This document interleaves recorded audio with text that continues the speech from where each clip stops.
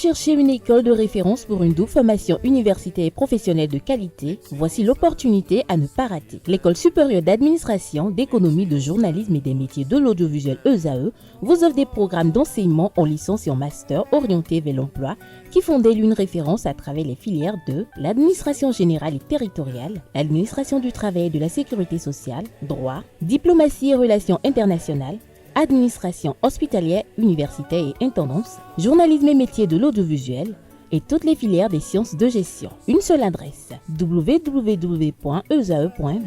Rendez-vous dès maintenant sur nos campus ESAE Bedjromende au numéro 90 93 65 21 ou au numéro 98 98 14 00. Paracourt sur le numéro 52 46 12 12.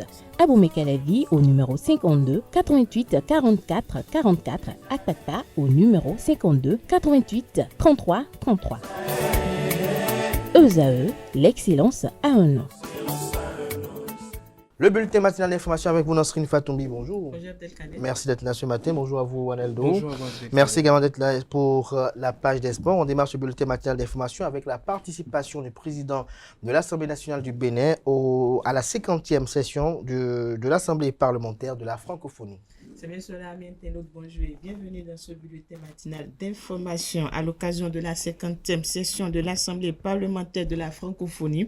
Le président français Emmanuel Macron a reçu en audience les présidents des assemblées nationales africaines au palais de l'Élysée le 10 juillet dernier à Paris. Parmi eux, Louis Béonou-Vlavonou, président de l'Assemblée nationale du Bénin, a pris part à ce sommet de haut niveau aux côtés de ses homologues africain. Sa présence a réaffirmé le rôle actif du Bénin dans la diplomatie parlementaire francophone et le dialogue intercontinental. Les discussions ont porté sur des questions cruciales telles que la stabilité institutionnelle, le renforcement de la coopération économique et éducative, la lutte contre le terrorisme et le changement climatique, ainsi que le rôle de la jeunesse dans les politiques de développement.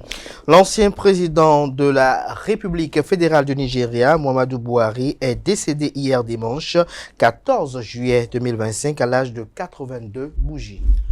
Triste nouvelle pour le Nigeria, l'ancien président Muhammadu Buhari alias Sebaba a rendu l'âme ce dimanche 13 juillet des suites d'une maladie. Hospitalisé dans une clinique à Londres, au Royaume-Uni, le prédécesseur de Bola Ahmed Tinubu a rendu le souffle à l'âge de 82 ans. La triste nouvelle a été annoncée par son ancien porte-parole Garba Shehu. Diminué par la maladie avant son départ du pouvoir en 2023, Muhammadu Buhari a été président du Nigeria de 2015 à 2023. Au cours de ses mandats de démocratique, il s'est donné pour priorité de mettre fin à l'insécurité et la menace terroriste au Nigeria.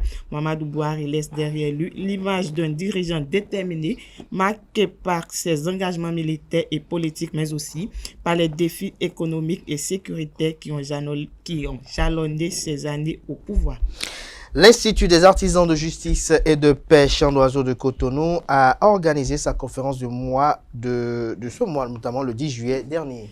L'Institut des artisans de justice et de paix Champ d'Oiseau IAJPCO a organisé sa conférence du mois le jeudi 10 juillet dernier. Le thème de la conférence, souveraineté du pouvoir politique en Afrique entre unité africaine et impuissance des dirigeants africains, a été décortiqué par le professeur Nassirou Arifari Bako, ancien ministre des Affaires étrangères et actuel député au Parlement béninois. Le reportage avec Aneldo. Souveraineté du pouvoir politique en Afrique entre unité africaine et impuissance des dirigeants africains. C'est sur cette thématique que le professeur Nassirou Arifari Bako a donné sa conférence du 10 juillet. Organisée par l'Institut des artisans de justice et de paix Champ d'Oiseau, IAJPCO, cette conférence a permis au professeur conférencier du jour de développer la thématique en exposant différents aspects. On veut créer l'unité africaine à partir d'instruments dont la conception, l'institutionnalisation n'ont pas été le fait des Africains eux-mêmes. Quand vous prenez les espaces, les territoires des États sont issus du découpage colonial et à la création de l'OIA, on a dit intangibilité des frontières issues de la colonisation. Donc, appropriation de ces frontières.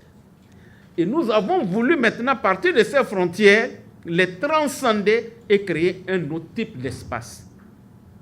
Après avoir tenté de récupérer des espaces fédéraux coloniaux, et on a dit, retrouvons-nous pour créer. C'est pour cela que j'ai dit, l'unité africaine, c'est une utopie, c'est une illusion fonctionnelle, mais elle mobilise, mais elle produit des effets, et nous avons des effets. En une heure, Nassirou Arifari Bako, ancien ministre des Affaires étrangères et actuel député à l'Assemblée nationale, a expliqué les notions de souveraineté politique, unité africaine et impuissance des États africains. Riche de savoir, l'exposé a offert à l'assistance le nécessaire pour mieux appréhender des faits entre pays africains et puissances occidentales. Une satisfaction pour le père directeur de l'Institut des artisans de justice et de paix, Chant d'Oiseau, le père Arnaud Éric Aguenounon, qui appelle à la gouvernance réelle des décideurs africains. Le décideur est confronté à des réalités exogènes et des réalités intrinsèques au pouvoir. Mais notre souhait, c'est que le décideur soit vraiment gouverneur et que le colon cesse d'être gouverneur. Et si le décideur arrive à gouverner, c'est-à-dire tenir le gouvernail et conduire la barque malgré les vagues, et en constituant un corps social avec tous ceux qui sont dans la barque, sans exclusion, sans division, et en portant chacun dans ses fragilités, dans ses limites, avec conscience, connaissance et amour patriotique, je crois que quelque chose est faisable. L'IAJPCO réaffirme son engagement d'être un cadre d'éveil et de dialogue inclusif. Le prochain rendez-vous est fixé pour août 2025 pour le débat contradictoire. La chaire UNESCO des droits de la personne humaine et de la démocratie a organisé le 11 juillet dernier une conférence publique. C'est bien cela, la chaire UNESCO des droits de la personne humaine et de la démocratie a organisé le 11 juillet dernier une conférence sur le thème « Liberté d'expression dans le champ politique ». Conférencier à cette assise, le père directeur de l'Institut des artisans de paix de Chant d'Oiseau a opiné sur les exigences de la liberté d'expression chez l'acteur politique. Suivons ensemble ses propos au micro de Anaël Do. La liberté d'expression de l'acteur politique est une parole d'autorité, de responsable, de leader, de rassembleur ou d'une institution. En ce sens, l'usage de la liberté d'expression chez l'acteur politique est systématisé, thématisée, orientée, partisane et stratégique. Les ivraies de la démagogie, du mensonge, de la manipulation, des demi-vérités, du silence coupable et de la banalisation menacent le champ de la liberté d'expression chez l'acteur politique. Qui est alors l'acteur politique ? En politique, un acteur est une personne, un groupe ou une institution qui participe activement à la vie politique et qui a une influence ou est perçu comme ayant une influence systématisée. On systématise l'influence grâce aux lois, grâce aux us et aux coutumes, grâce aux pratiques. Sur les décisions et les événements politiques, il peut s'agir de figures de proue, comme le chef de l'État, les ministres, les députés, mais aussi les partis politiques, les groupes d'intérêt, la société civile, on vient d'écouter Amnesty International, les ONG, les citoyens engagés, les écrivains comme moi. La notion d'acteur politique est large et englobe toute personne ou entité qui participe à la vie politique, que ce soit par des actions directes ou indirectes. L'exercice de la liberté d'expression de l'acteur politique dans le champ politique, l'étendue de l'exercice. Et très souvent dans l'exercice d'un droit, on ne pense pas à l'étendue. Le droit est toujours limité. Et donc, l'expression de la liberté d'expression, parce que liberté d'expression, c'est une expression. Cette expression est en réalité tournée et condensée dans ce que j'appelle la vitalité. Faire savoir, exister entre parole et silence, représentation de soi et de sa fonction, style vestimentaire, modèle de vie. L'étendue, c'est tout cela. Une autorité qui sait garder silence, une autorité qui sait parler de façon claire, précise, avec retenue, avec tenue et ténacité. Le public cible la temporalité et le lieu. Très souvent, quand on est en campagne politique, le docteur Gilles Badé a tout à l'heure parlé du contexte électoral.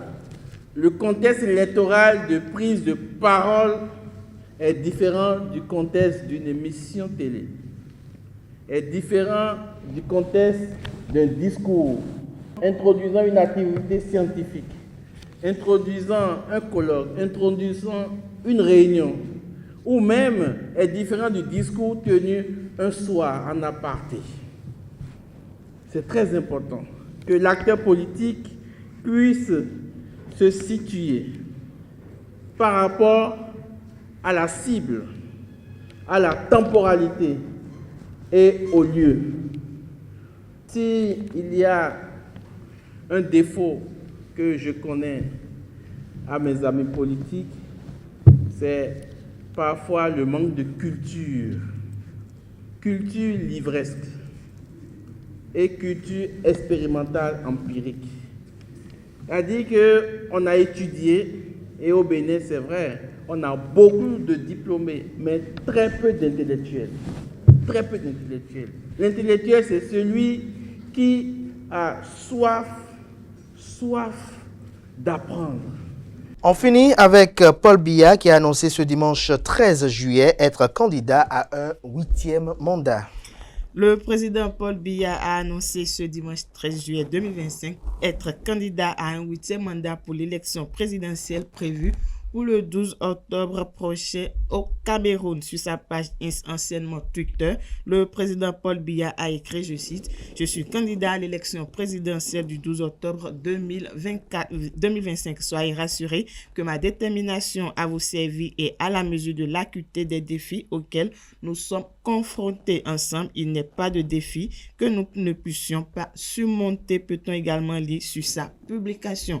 Une annonce faite hors du cadre de son parti, le RDPC des voix, demande au chef de l'État Paul Biya de céder la main, tandis que d'autres réaffirment leur soutien. Âgé de 92 ans et au pouvoir depuis près de 43 ans, le président va donc briguer un 8e septennat consécutif si les membres de l'opposition le lui permettent. Merci à vous pour cette présentation du bulletin matinal d'information. On rappelle qu'on vous retrouve à 19h pour la grande édition du journal télévisé sur USAE TV. Place à présent à l'actualité sportive.